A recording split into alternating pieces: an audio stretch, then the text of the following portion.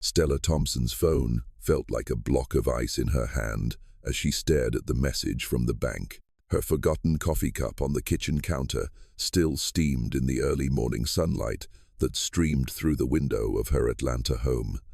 The automated message, cold and ruthless, was simple. Your joint savings account ending in 4,729 has been closed. Final balance transferred, $500 million.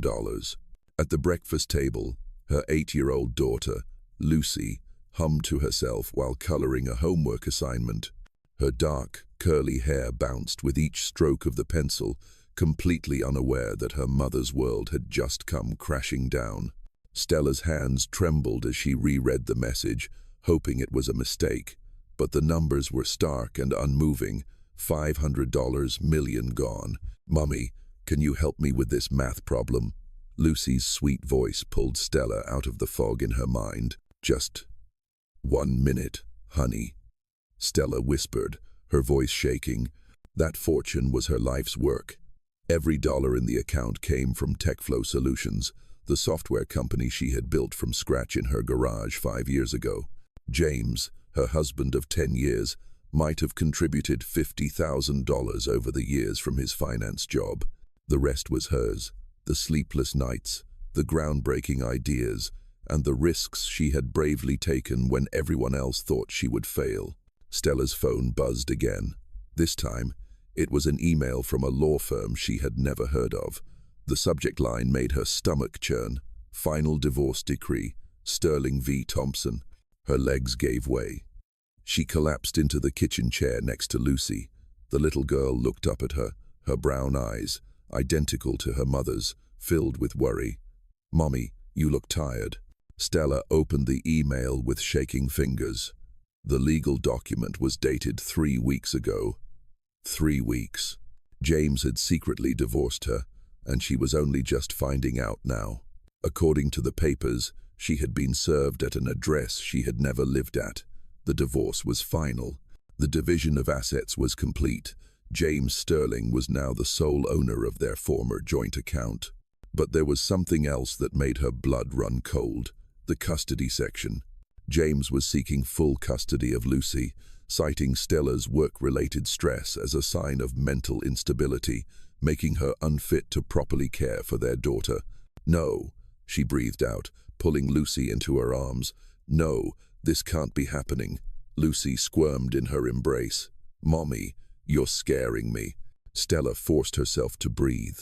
She looked at her daughter, a beautiful, smart girl who loved science and dreamed of being an astronaut. Lucy was her heart, her reason for everything. She would not let James take her away. "I'm okay, sweetheart. I just got some surprising news." But as she held Lucy, Stella's mind raced. How could James have done this?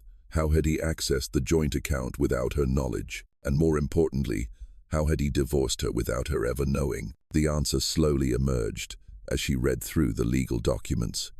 James had forged her signature on several papers. He had used his connections in the financial world to fast-track the process. He had even hired a private investigator to document her long working hours, twisting her dedication into evidence of neglect. Stella's phone rang. James's name flashed on the screen. "Hello, Stella." His voice was calm, almost cheerful.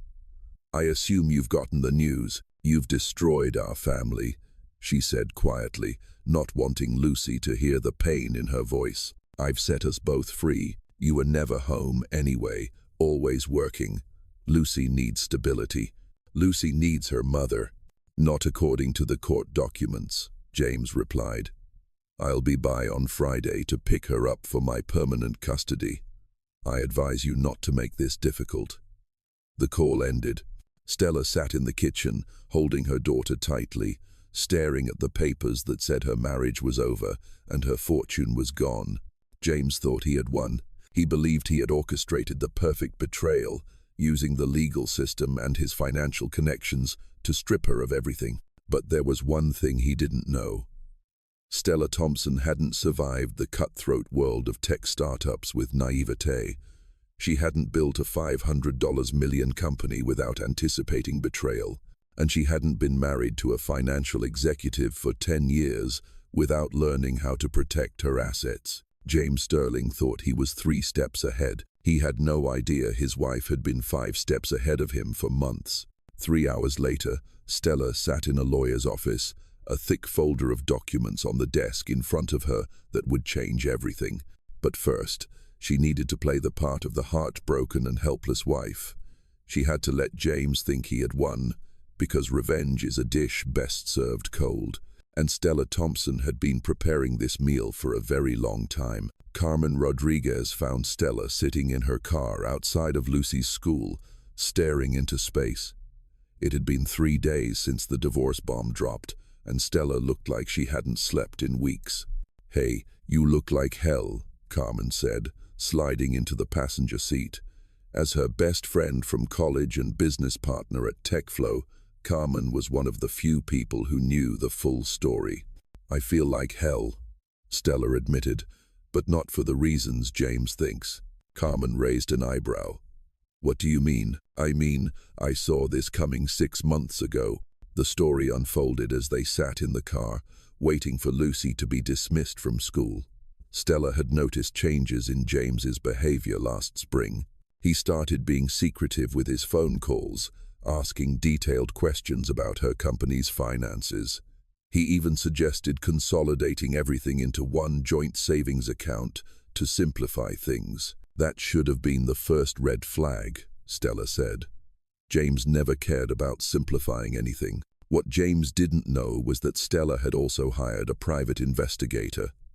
What she discovered was heartbreaking, but not surprising. James had been having an affair with his co-worker, Lindsay Matthews, for over a year. More importantly, he was systematically planning to take Stella's fortune and run away with Lindsay to the Cayman Islands. "So, you knew he was going to empty the account?" Carmen asked. Stella smiled for the first time in days. "I knew he was going to try." The truth was, Stella had moved the real money months ago. The $500 million James took was a fraction of her total wealth. TechFlow Solutions was worth over $2 billion, and Stella had quietly moved assets into offshore accounts, trusts, and crypto wallets that James was completely unaware of. "You are one devious woman," Carmen sighed. "But what about Lucy?" The custody papers looked very real. Stella's smile faded.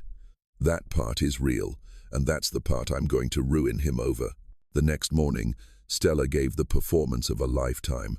She called James in tears, begging him to reconsider the divorce and let her keep Lucy. She even offered to sign over the rest of her business assets if he would just give her another chance.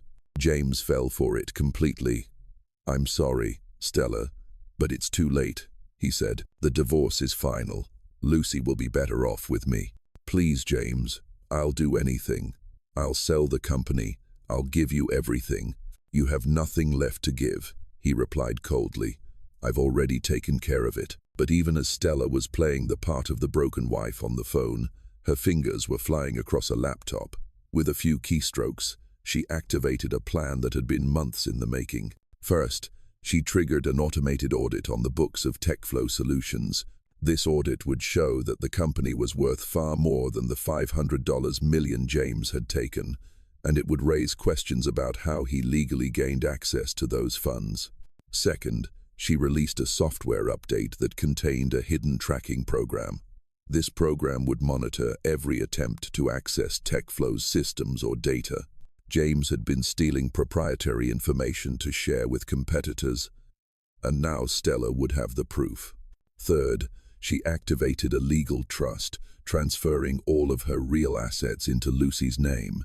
As her daughter's guardian, James could steal from his wife, but he couldn't steal from his own child without facing federal charges. Carmen watched in awe as Stella coordinated her counterattack from her kitchen table, all while preparing Lucy's lunch. "You planned this for months?" Carmen asked. "I've been planning this since the day I met James," Stella replied softly. "My mother taught me to always have an exit strategy. She said, never depend on a man to take care of you, because the only person you can truly trust is yourself." Emma Thompson had raised Stella alone after her father left when she was 5. As a teacher in South Atlanta, Emma worked 2 jobs to put Stella through school. She taught her daughter to be independent, to be smart, and to always protect what was hers. "I didn't raise a fool," Stella murmured, repeating her mother's favorite phrase. That afternoon, Stella received a call from a Mr. Henderson at the bank. His voice was laced with worry. "Mrs. Thompson, I need to speak with you immediately. There's an anomaly with the closing of your account." Stella feigned confusion. "What kind of anomaly?"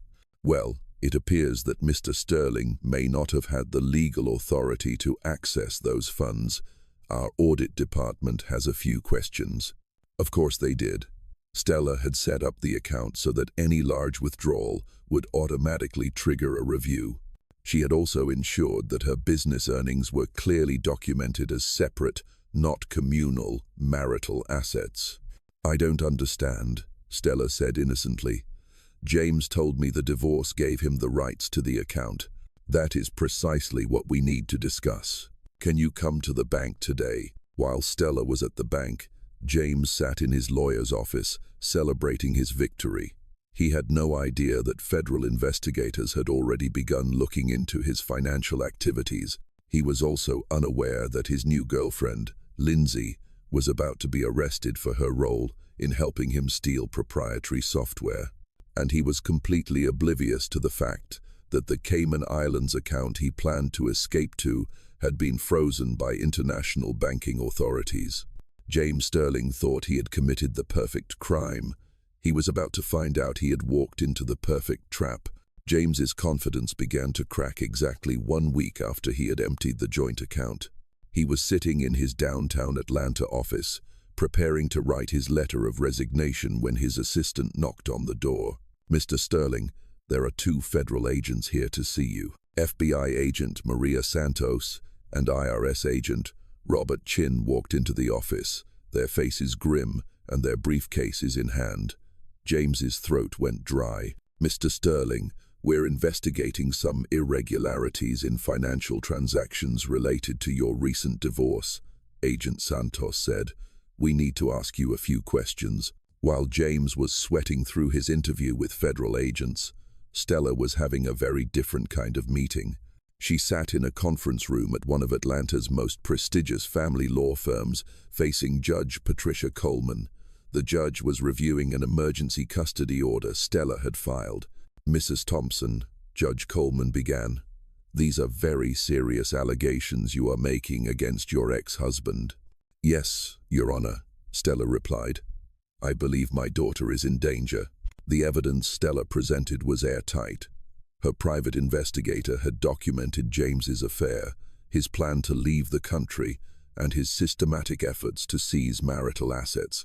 More damaging was the digital evidence showing that James had been selling TechFlow's proprietary software to competitors for months. "Your Honor," Stella's lawyer said, "Mr. Sterling obtained his divorce decree fraudulently. Mrs. Thompson was never properly served, and the division of assets was based on an incomplete financial disclosure. He concealed the fact that he was actively stealing from Mrs. Thompson's business." Judge Coleman frowned as she read through the documents. "This is highly unusual," she said. "How could the initial divorce have proceeded without Mrs. Thompson's knowledge?" The answer was ugly but simple. James had bribed a process server to lie about serving the divorce papers. He had used his connections in the financial world to fast-track the court proceedings. He had even forged Stella's signature on several documents. "We are requesting an immediate temporary suspension of the original custody order," Stella's lawyer continued, "and we are requesting the immediate arrest of Mr. Sterling on charges of fraud, forgery, and theft." Meanwhile, James realized that every escape route he had carefully planned was blocked. The account in the Cayman Islands was frozen.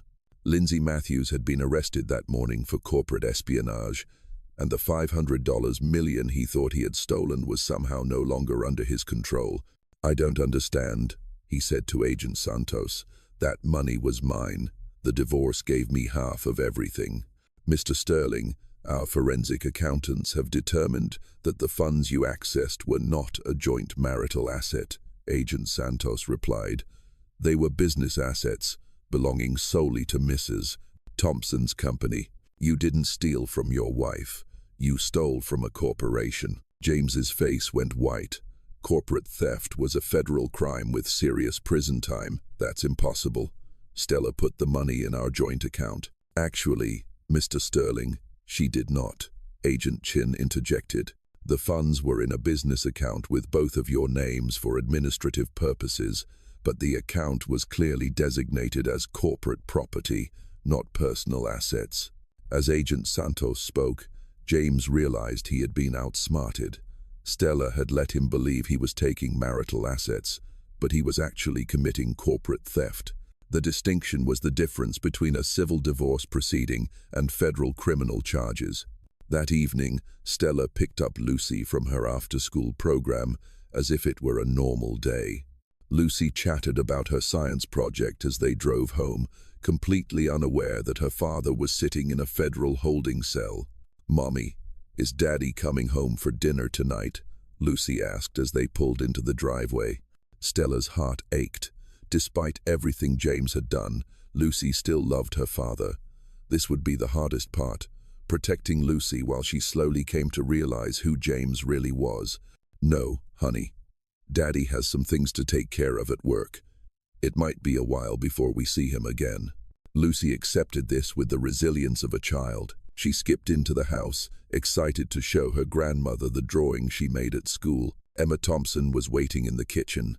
With one look at her daughter's face, she knew everything had gone according to plan. "How do you feel, my darling?" Emma asked, pulling Stella into a hug. "I want to cry and celebrate at the same time," Stella admitted. "That's what justice feels like sometimes. You did what you had to do to protect your family." That night, after Lucy was sound asleep, Stella sat in her home office, reviewing the financial documents that would help her rebuild her life. The $500 million James had taken would be returned, with penalties and interest. Her company stock, now worth over $2 billion, was safely secured in trusts James could never touch. And Lucy's college fund, which James had also tried to take, was not only intact but significantly increased. Carmen called around 10 p.m. with an update from her contacts in the federal prosecutor's office. "Hey, your ex-husband is in serious trouble. They're looking at 15 to 20 years for corporate theft, fraud, and money laundering."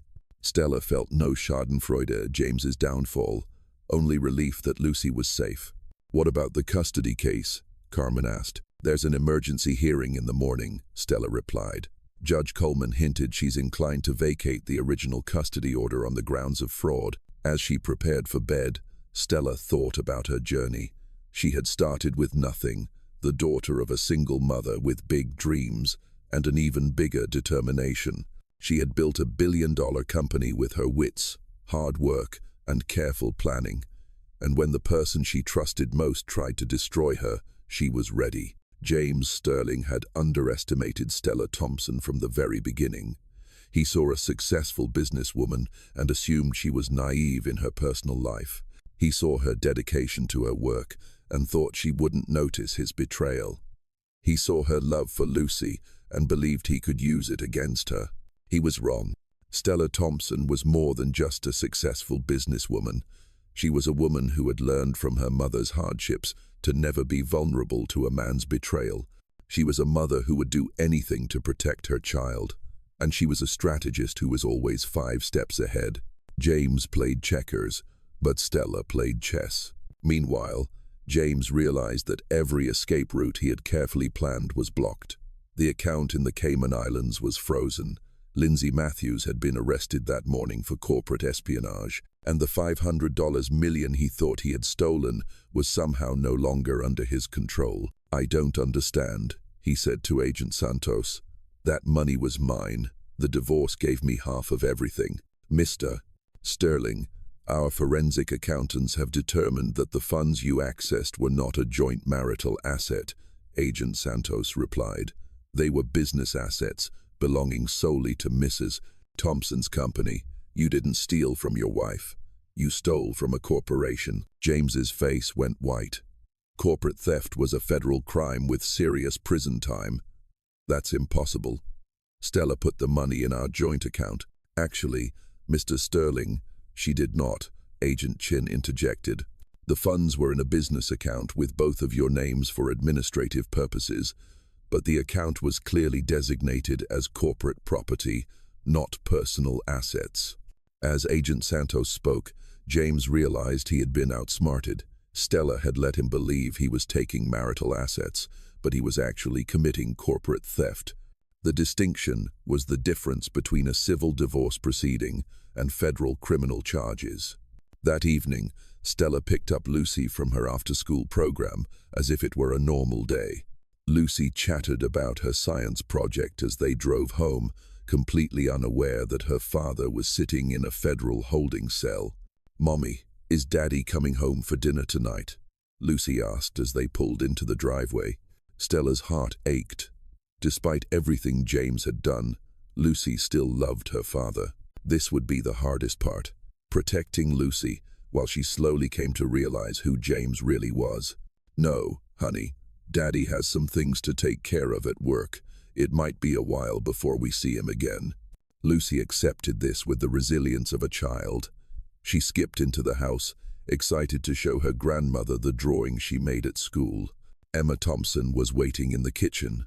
With one look at her daughter's face, she knew everything had gone according to plan.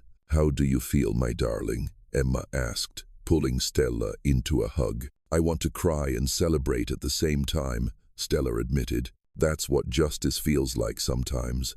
You did what you had to do to protect your family." That evening, after Lucy was sound asleep, Stella sat in her home office, reviewing the financial documents that would help her rebuild her life. The $500 million James had taken would be returned, with penalties and interest, bringing the total to nearly $600 million.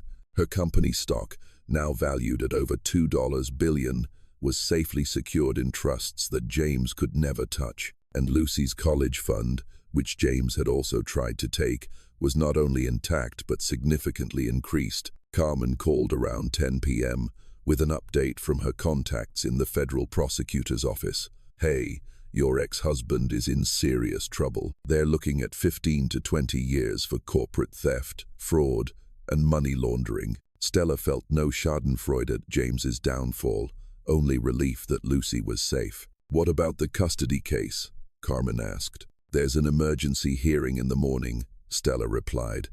Judge Coleman hinted she's inclined to vacate the original custody order on the grounds of fraud. As she prepared for bed, Stella thought about her journey. She had started with nothing, the daughter of a single mother with big dreams and an even bigger determination. She had built a billion-dollar company with her wits, hard work, and careful planning. And when the person she trusted most tried to destroy her, she was ready. James Sterling had underestimated Stella Thompson from the very beginning. He saw a successful businesswoman and assumed she was naive in her personal life. He saw her dedication to her work and thought she wouldn't notice his betrayal. He saw her love for Lucy and believed he could use it against her. He was wrong. Stella Thompson was more than just a successful businesswoman. She was a woman who had learned from her mother's hardships to never be vulnerable to a man's betrayal. She was a mother who would do anything to protect her child, and she was a strategist who was always 5 steps ahead. James played checkers, but Stella played chess. The emergency custody hearing lasted only 30 minutes.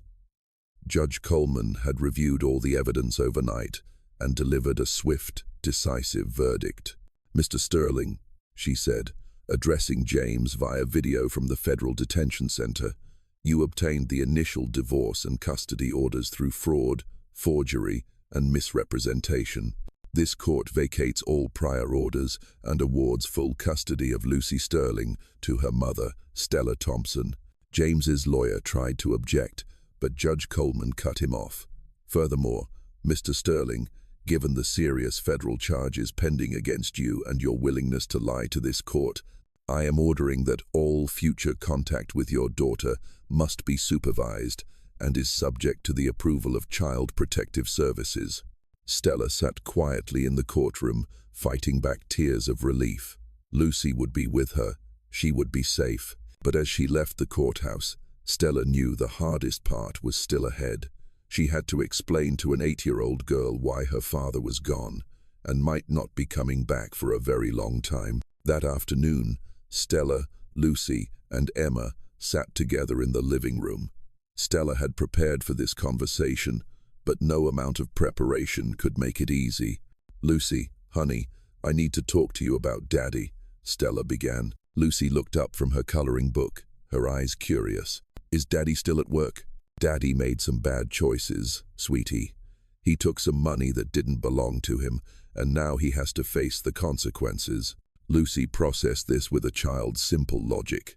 "Like when I stole a cookie without asking? Sort of, but much more serious. He might have to be away for a very long time." To Stella's surprise, Lucy didn't cry. Instead, she climbed into her mother's lap and gave her a tight hug. "It's okay, Mommy. We still have each other. And Grandma Emma, we're still a family." Emma wiped away a tear. "That's right, sweetheart. Family isn't about who stays or who goes. It's about love. And we have a lot of love." Over the next few weeks, their life settled into a new rhythm. Stella returned to running TechFlow Solutions with a renewed energy. The company's stock even rose after the scandal, as investors were impressed by her strategic thinking and crisis management skills. Carmen took on more of the day-to-day work, allowing Stella to spend more time with Lucy. They created new traditions: Saturday morning science experiments, Sunday afternoon cooking lessons, and bedtime stories every night. The financial recovery was swift. The federal government returned the $500 million that was stolen, with fines bringing the total to almost $600 million. Stella used the extra funds to create a scholarship fund for single mothers pursuing careers in technology. "My mom always said to lift as you climb," she told Carmen as they reviewed scholarship applications. James's trial was scheduled for the following year, but his lawyer negotiated a plea deal. The evidence against him was overwhelming, and prosecutors were confident of a win on all charges. Lindsay Matthews had already pled guilty and was cooperating with investigators. But the most important healing was happening at home. Lucy was thriving in her new environment. She joined her school's science club and started talking about becoming a computer programmer like her mom. "I want to build apps that help people," she told Stella one evening as they worked on homework together. "That's exactly what technology should do," Stella replied. "It should make the world a better place." 6 months after James's arrest, Stella had an unexpected visitor at her office. James's mother, Patricia Sterling, showed up, looking tired and ashamed. "Stella, I owe you an apology," she said. "I raised James to be a better man than this. I'm horrified by what he did to you and Lucy." Stella had always liked Patricia, and she saw the genuine pain in her eyes. "Mrs. Sterling, James's choices aren't your fault. Can I see Lucy, if you'll allow it? I know I have no legal rights, but she's my granddaughter. I love her." Stella considered it carefully. Lucy deserved to know her grandmother, and Patricia had never been anything but kind. "We can arrange supervised visits," Stella said. "Lucy would love that." As Patricia left, promising to call soon to arrange their first visit, Stella reflected on how her life had changed. A year ago, she was trapped in a marriage to a man who was stealing from her. She was isolated, overworked, and missing out on precious moments with her daughter. Now, she was free. Her business was thriving. Her relationship with Lucy was stronger than ever, and she had discovered her own capacity to protect everything that mattered to her. That night, as she tucked Lucy into bed, her daughter asked a question that had been on her mind for weeks. "Mommy, are you sad that Daddy is gone?" Stella thought carefully. "I'm sad about the choices Daddy made. I'm sad that he hurt our family, but I'm not sad that we're safe now." Lucy nodded soberly. "Me too. I miss him sometimes, but I like our family better now. We laugh more." She was right. They did laugh more, talk more, and dream more. They had built something beautiful together from the ashes of betrayal. As Stella turned off the light in Lucy's bedroom, She thought about the woman she had become. She was no longer the naive young entrepreneur who had misplaced her trust. She was a survivor, a protector, and a builder of dreams. James Sterling had tried to ruin her life, but all he had done was make her stronger.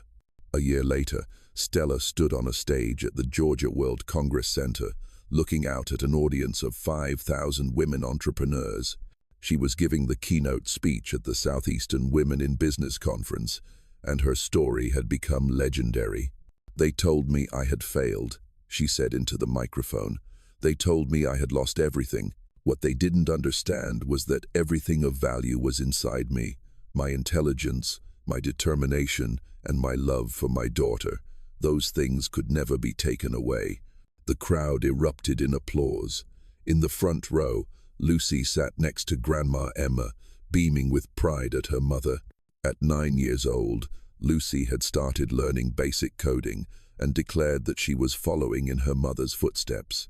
After the speech, Stella was surrounded by women who wanted to share their own stories of betrayal and resilience. Each story reminded her why she had decided to share her experience publicly. Too many women suffered in silence from financial or emotional deception by their partners. Carmen found her in the green room afterward, grinning with excitement. "Girl, you just got 3 more speaking offers, and someone wants to buy your story for a movie." Stella laughed. "A movie? Who would want to watch that?" "Are you kidding?" Carmen said. "A woman who builds a billion-dollar company, gets betrayed by her husband, then turns the tables and puts him in jail. That's every woman's dream." A movie deal was interesting, but Stella had bigger plans. TechFlow Solutions had become the fastest-growing software company in the Southeast, and she was expanding internationally. More importantly, her scholarship fund had helped 200 single mothers complete tech training programs. James's trial had concluded 6 months prior. He had pleaded guilty to all charges and was sentenced to 18 years in federal prison. Lindsay Matthews received a 5-year sentence. Both would be released into a world where their reputations were ruined and their professional connections had vanished. Stella had survived betrayal, protected her family, and built an empire. But her greatest accomplishment was raising a daughter who understood that power came with responsibility and success was meaningless if not shared. James Sterling thought he could destroy Stella Thompson. Instead, he had created a legend, a woman who proved that intelligence, determination, and careful planning could overcome any betrayal. A mother who showed that protecting her family was worth every sacrifice. A businesswoman who proved that true wealth comes from building something that outlasts you. The girl from South Atlanta who started with nothing now had everything that mattered, and she was just getting started. As Stella turned off the lights and went to bed, she thought about tomorrow's board meeting, next week's product launch, and the plan to expand into the European market next month. There were challenges ahead, opportunities to seize, and problems to solve. She couldn't wait to get started.